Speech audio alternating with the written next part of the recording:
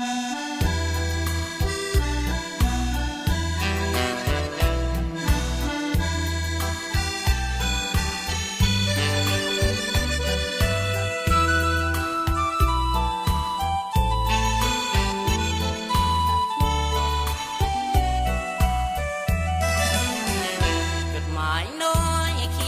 ป็นหอยตัวน้อยตัวใหญ่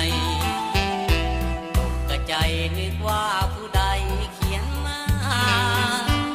ที่แท้ก็คือจดหมายของพ่ออยู่บ้านนา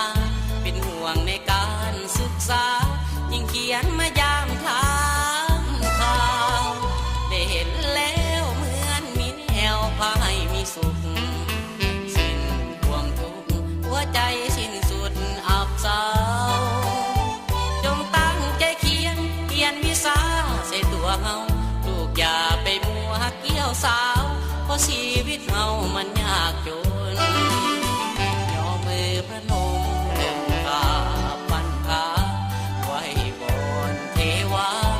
อยู่บนฟ้าจงช่วยดลให้พ่อสุขีลูกนี้สัญญาจะสู้ทนถึงแม้จะยากสับสนลูกก็ยอมทนศึกษาไป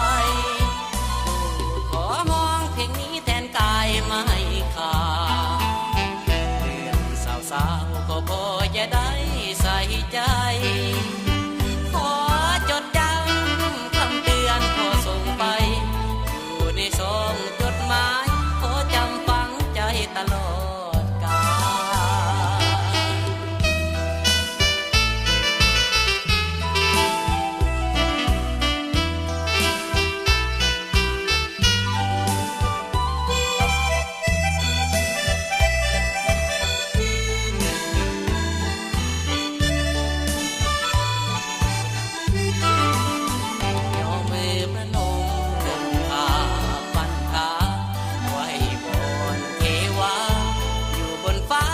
ลช่วยดล